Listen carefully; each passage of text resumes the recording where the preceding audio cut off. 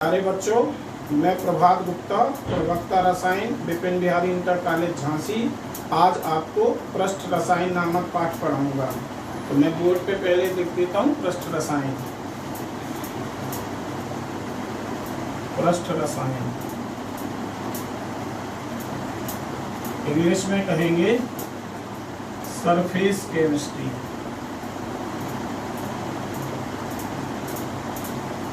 जैसे कि हमें पाठ की हेडिंग से, पाठ के नाम से ज्ञात होता है कि हमें उस केमिस्ट्री को पढ़ना है, उस रसायन को पढ़ना है जो किसी भी पदार्थ के पृष्ठ पे यानी सरफेस पे अर्थात सतह पर होती है।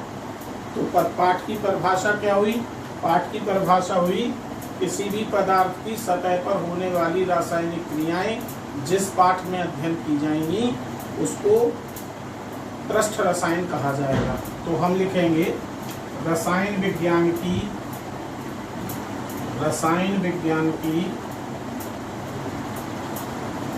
वह शाखा जिसमें किसी भी पदार्थ के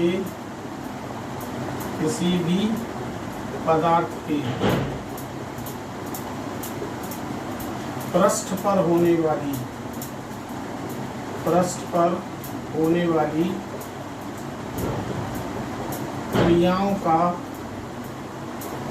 क्रियाओं का अध्ययन किया जाता है।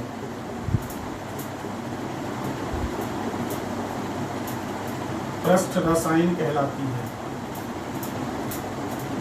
पृष्ठ रसायन कहलाती है। फिर से एक बार, रसायन विज्ञान की वह शाखा जिसमें किसी भी पदार्थ के पृष्ठ पर होने वाली क्रियाओं का अध्ययन किया जाता है पृष्ठ रसायन कहलाती है। अब पृष्ठ रसायन में कितने प्रकार की क्रियाएं हो सकती हैं?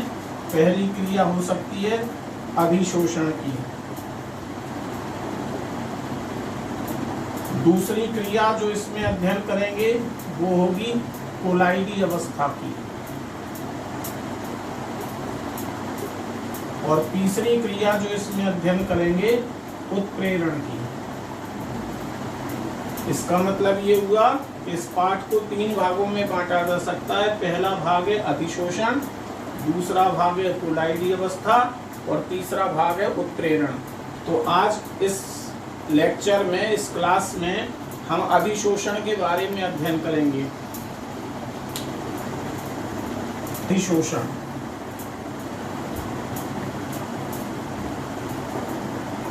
इसको इंग्लिश में कहते हैं एडजॉर्प्शन। आप 2 तरीके के अणु लेते हैं हम। पहला चित्र हमने बनाया और दूसरा चित्र बनाया। पहले चित्र में एक अणु हमने इधर ले लिया और दूसरे चित्र में एक अणु हमने इधर ले लिया।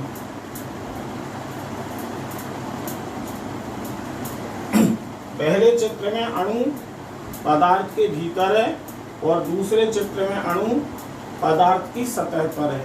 अब पहले चित्र में हम देखेंगे तो हम पाएंगे कि इस अणु के ऊपर हर दिशा में बल लगाया जा रहा है, इसलिए इस अणु पे लगने वाला परिणामी बल 0 या नेट फोर्स 0 है। इस चित्र में हम देखेंगे तो नीचे की तरफ तो बल लग रहा लेकिन सतह की दूसरी तरफ बल नहीं लग रहा। इसका मतलब ये हुआ कि इसमें परिणामी बल 0 नहीं होगा।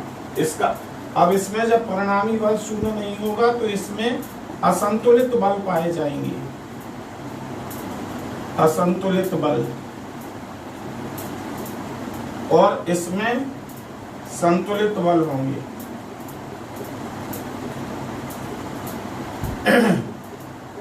इसको कहेंगे हम बैलेंस्ड फोर्स और इनको हम कहेंगे अनबैलेंस्ड फोर्स, या इनको दूसरा कह सकते हैं रेजिडुअल फोर्स। तो जिन पदार्थों में अनबैलेंस्ड या असंतुलित या रेजिडुअल फोर्स मिलते हैं वो पदार्थ अधिशोषण की क्रिया देते हैं, और जिन पदार्थों में संतुलित बल या बैलेंस्ड फोर्स मिलते हैं तो वो अधिशोषण की क्रिया नहीं देते। अब परिणाम क्या हुआ, मान लो हमने एक पदार्थ लिया, इस पदार्थ के ऊपर हमने कोई गैस प्रवाहित की, तो गैस के अणु इसकी सतह के ऊपर आकर जमा हो गए। तो जब कभी भी किसी भी पदार्थ में सतह के ऊपर अणु जमा हो जाएंगे तो वह क्रिया कहलाएगी अधिशोषण की क्रिया। तो अधिशोषण की परिभाषा क्या हुई,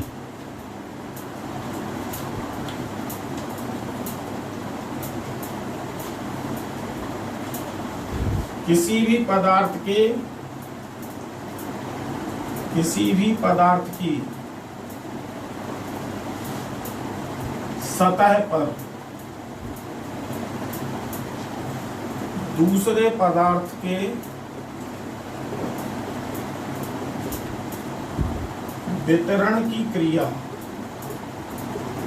वितरण की क्रिया अधिशोषण कहलाती है। किसी भी पदार्थ की सतह पर दूसरे पदार्थ के वितरण की क्रिया अधिशोषण कहलाती है। मान लो हमने एक सतह बना ली, इस सतह के ऊपर एक गैस के अणु बना दिए, तो ये गैस के अणु इस पदार्थ की सतह पर चिपक गए, और इस पदार्थ की सतह पर चिपक गए तो ये क्रिया कहलाई अधिशोषण की क्रिया। वास्तव में अगर हम किसी ठोस को लें तो हमने माना कि ये ठोस ऐसा बना हुआ है, ये ठोस ऐसा है, तो इसके सतह पर ये जो चीज है ये मुक्त संयोजकताएं हैं, और जब सतह पर मुक्त संयोजकताएं पाई जाएंगी तो वो संयोजकताएं किसी भी दूसरे पदार्थ से जुड़ने का प्रयास करेंगी, और जब दूसरे पदार्थ से जुड़ने का प्रयास करेंगी कि तो दूसरा पदार्थ इन संयोजकताओं पे आकर चिपक जाएगा, और चिपक जाएगा तो फोर्स कैसा हो जाएगा, बैलेंस्ड हो जाएगा, और यह जो चिपकने की क्रिया है वो कहलाती है अधिशोषण। तब हम कहते हैं कि किसी भी पदार्थ की सतह पर दूसरे पदार्थ के वितरण की क्रिया अधिशोषण कहलाती है। केमिस्ट्री में हम दो तरीके की क्रियाएं पढ़ते हैं, एक क्रिया होती है अवशोषण और दूसरी क्रिया होती है अधिशोषण। तो दोनों में क्या अंतर है, अब हम इसका अध्ययन करेंगे। अब हम अध्ययन कर रहे हैं अवशोषण और अधिशोषण का। मान लो हमने दो पदार्थ ले लिए, अब दोनों पदार्थ के ऊपर हमने गैसें डाली, इसमें डाल दी गई गैस और इसमें भी एक गैस। अब एक गैस के अणु इसकी सतह पर जुड़ गए और एक गैस के अणु इसके भीतर चले गए। तो ये जो क्रिया है वो अधिशोषण है, और ये जो क्रिया है वो अवशोषण है। इसका मतलब ये हुआ कि अधिशोषण की क्रिया में दूसरे पदार्थ के अणु केवल सतह पर जुड़ते हैं, जबकि अवशोषण की क्रिया में दूसरे पदार्थ के अणु पहले पूरे पदार्थ में समान रूप से वितरित हो जाते हैं, तो क्रिया कहलाती है अवशोषण, और सतह पर जुड़ते हैं तो क्रिया कहलाती है अधिशोषण। अब हम पढ़ेंगे अवशोषण व अधिशोषण में क्या अंतर है।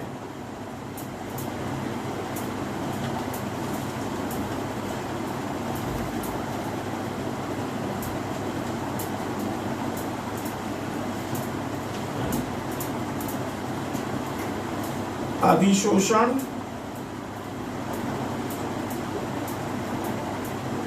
व अवशोषण हो गया चालू ही है। अवशोषण में अंतर, तो हमने यहाँ पे दो कॉलम बनाए, एक में लिख लिया अधिशोषण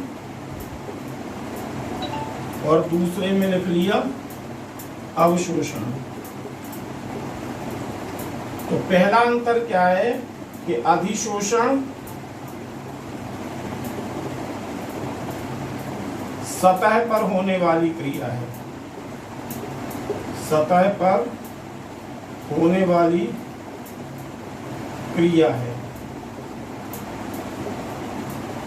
और इसमें अंतर, इसमें क्या हुआ, अवशोषण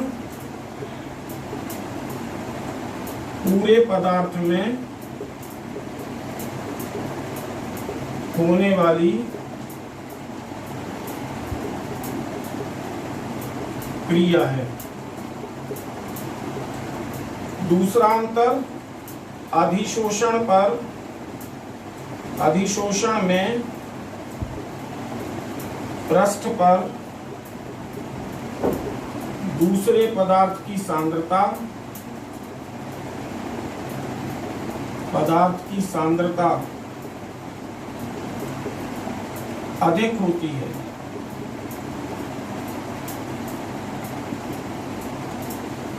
इसमें अवशोषण में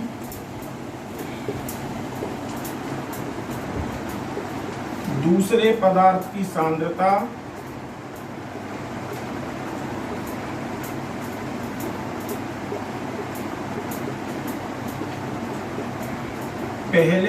पूरे पदार्थ में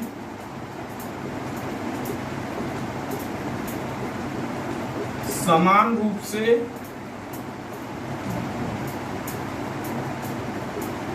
वितरित रहती है।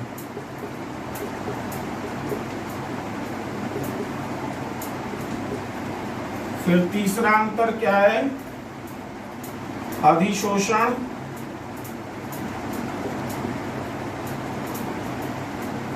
पहले तीव्र गति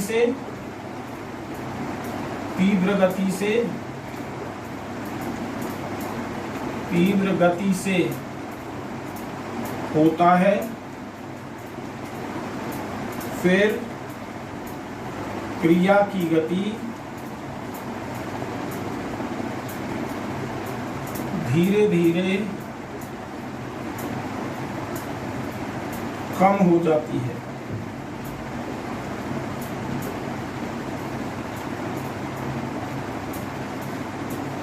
इसमें क्रिया की गति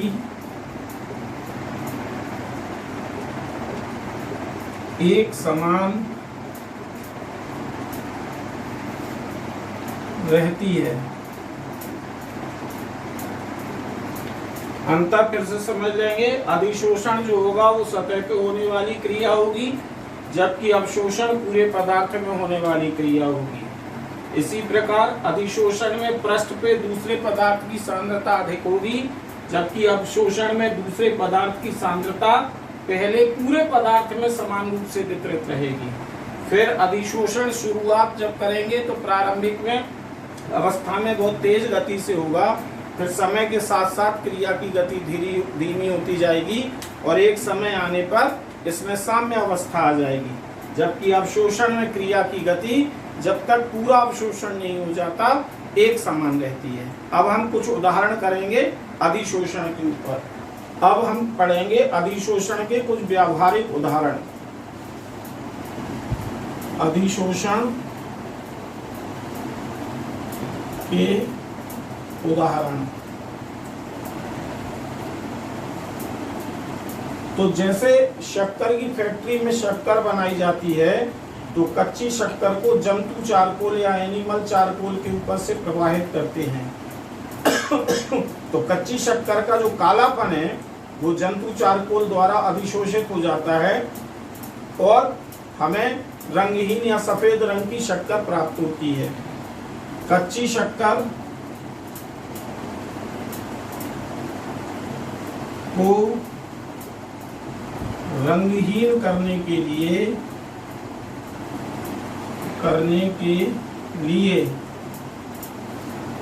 जंतु चारकोल पर से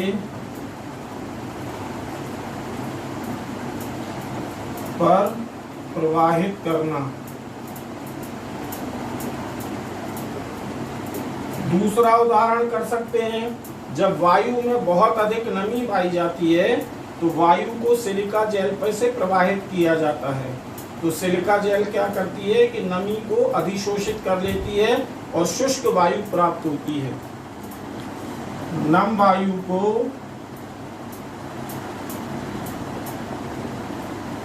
सिलिका जेल पर से सिलिका जेल से प्रवाहित करने पर शुष्क वायु प्राप्त होती है। इस तरीके के ढेरों उदाहरण हैं जिनमें से हमने 2 लिए। अब हम पढ़ेंगे धनात्मक तथा ऋणात्मक अधिशोषण।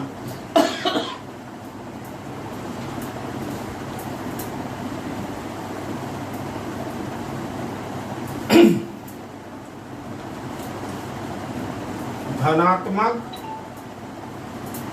तथा ऋणात्मक अधिशोषण।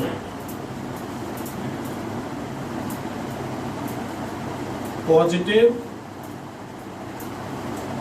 And negative adsorption. तो हमने 2 पदार्थ बना लिए, 1 और 1 2। इस पदार्थ में हमने सतह पर रख दिया दूसरे पदार्थ को और इसके भीतर रख दिया दूसरे पदार्थ को। तो जब सतह पर अभिशोषित होने वाले पदार्थ की मात्रा ज्यादा होगी और पदार्थ के भीतर कम होगी तो कहलाएगा धनात्मक अधिशोषण। और अगर पदार्थ के भीतर अधिशोषित होने वाले पदार्थ की मात्रा अधिक होगी और सरफेस पे कम होगी तो कहलाएगा ऋणात्मक अधिशोषण। अब अधिशोषण शब्द में 2 चीजें जुड़ी हैं। पहला अधिशोष्य, इसको कहते हैं एडजॉर्बेट, और दूसरा अधिशोषक, इसको कहते हैं एडजॉर्बेंट। तो जो पदार्थ सतह पर चिपकता है, जो पदार्थ सतह पर जुड़ता है, जैसे हम ये जो क्रॉस दिखा रहे हैं ये पदार्थ सतह पर जुड़ रहा है, इसको कहते हैं अधिशोषित, अधिशोष्य या एडजॉर्बेट। और वह पदार्थ जिस पे दूसरा पदार्थ चिपकता है उसको कहते हैं अधिशोषक या एडजॉर्बेंट। अब मान लो ये पदार्थ इस पे चिपक गया और हमने इसको यहाँ से बाहर निकाल दिया, तो अधिशोषित पदार्थ को सतह से हटाने की जो क्रिया है उसको कहते हैं डिसॉर्प्शन या विशोषण। अधिशोषित पदार्थ को अधिशोषित पदार्थ को सतह से, अधिशोषक की सतह से, अधिशोषक की सतह से हटाने की प्रक्रिया, हटाने की प्रक्रिया डिसॉर्प्शन या विशोषण कहलाती है।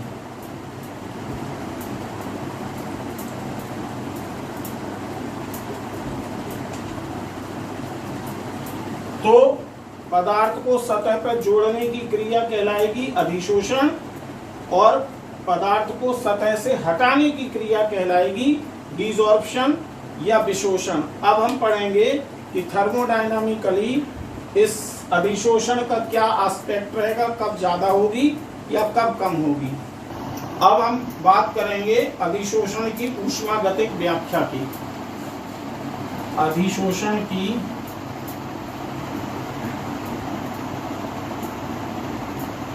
ऊष्मागतिक व्याख्या। Thermodynamic feasibility of adsorption.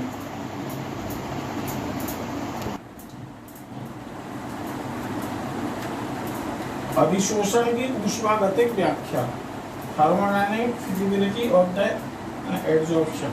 अब हमने कक्षा 11 में पढ़ी होगी ऊष्मागतिकी। ऊष्मागतिकी में पढ़ा होगा हमने गिब्स फ्री एनर्जी। तो गिब्स फ्री एनर्जी का फॉर्मूला लिखते हैं। तो डेल्टा जी बराबर होता है delta H minus T delta S. Delta G को कहते हैं मुक्त ऊर्जा,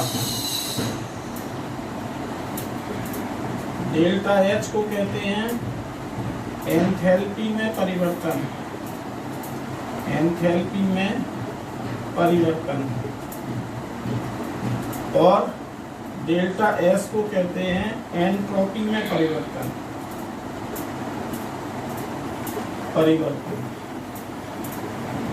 अब फिर से हम एक बार चित्र बनाते हैं। जब हम यहाँ पे एक पदार्थ ले लिया हमने, इस पदार्थ पे किसी भी गैस के अणु को अधिशोषित करा रहे हैं, तो जब गैस के अणु इस पदार्थ पे चिपक जाएंगे,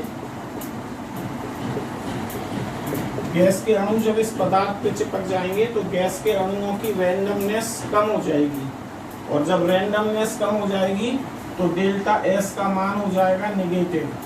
अब अगर डेल्टा एस का मान इस सूत्र में नेगेटिव रखेंगे तो डेल्टा जी की वैल्यू हो जाएगी डेल्टा एच और प्लस टी डेल्टा एस।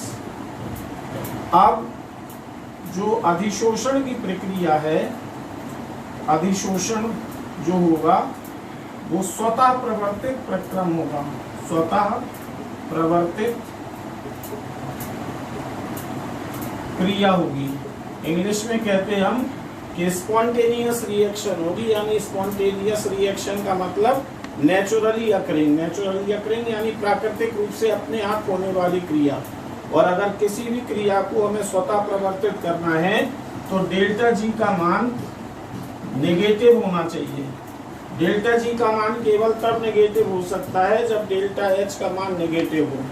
तो हमें इसका मतलब हुआ कि डेल्टा एच का मान लार्ज नेगेटिव होगा, लार्ज नेगेटिव, क्योंकि जब तक डेल्टा एच का मान लार्ज नेगेटिव नहीं होगा तब तक उसमें से टी डेल्टा एस घटाने पे डेल्टा जी की वैल्यू नेगेटिव नहीं निकलेगी, और जब तक टी डेल्टा जी की वैल्यू नेगेटिव नहीं निकलेगी तब तक प्रक्रम स्वतः प्रवर्तित नहीं होगा। स्वतः प्रवर्तित नहीं होगा तो अधिशोषण की क्रिया नहीं हो पाएगी। इसका अर्थ ये हुआ कि अधिशोषण की क्रिया केवल तब संभव है जब या तो डेल्टा जी का मान लार्ज नेगेटिव है, या जो तापमान है टी जो होगा वो कैसा होगा, कम ताप। इसका मतलब होगा कि अधिशोषण की क्रिया कम ताप पर अधिक होगी और अधिक ताप पर क्रिया नहीं होगी या कम होने लगेगी। अब हम बात करेंगे अधिशोषण दो प्रकार के होंगे, भौतिक अधिशोषण और रासायनिक अधिशोषण। अब हम बात करेंगे कि अधिशोषण दो प्रकार के होंगे, भौतिक अधिशोषण तथा रासायनिक अधिशोषण। तो पहले बात कर लेते हैं भौतिक अधिशोषण की। भौतिक अधिशोषण इसको कहेंगे फिजिकल एडजॉर्प्शन, और इसी को कह देते हैं वान डर वाल अधिशोषण।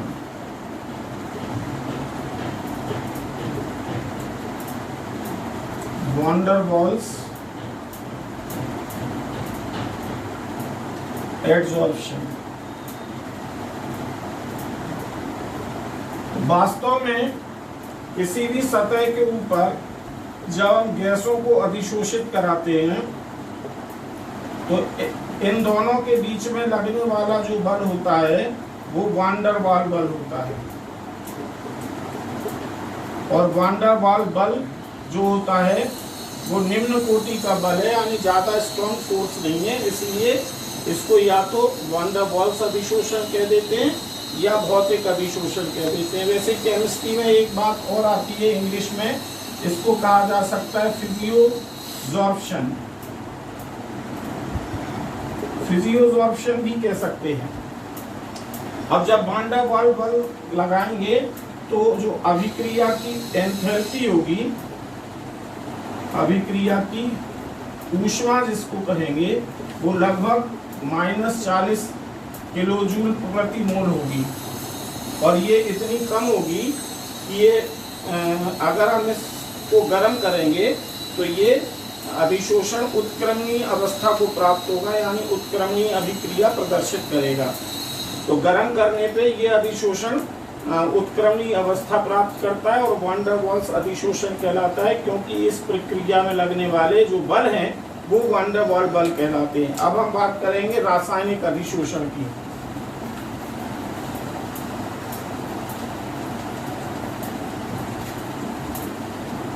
रासायनिक अधिशोषण,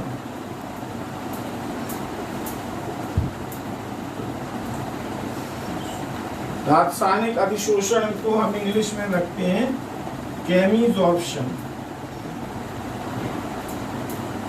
और इसी को दूसरा नाम दे सकते हैं लैंगम्यूर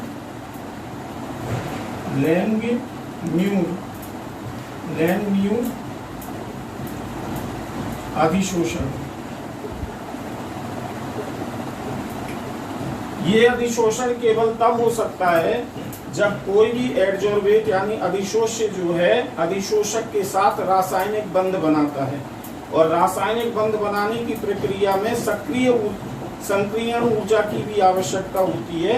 इसलिए इसकी जो ऊष्मा, अभिक्रिया की ऊष्मा है, अभिक्रिया की ऊष्मा ये लगभग -200 किलोजूल प्रति मोल से -400 किलोजूल प्रति मोल होती है।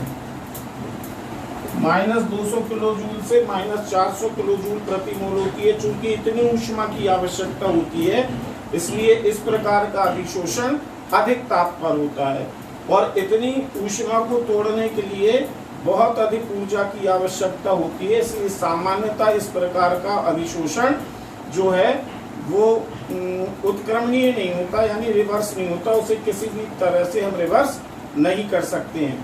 तो बच्चों, आज के क्लास में हमने पढ़ा कि पृष्ठ रसायन क्या है, फिर हमने पढ़ा कि अधिशोष यानी एडजॉर्बेट और एडजॉर्बेंट क्या होते हैं, फिर हमने पढ़ा कि अवशोषण और अधिशोषण में क्या अंतर होता है, और फिर धनात्मक अधिशोषण और ऋणात्मक अधिशोषण के बारे में पढ़ा।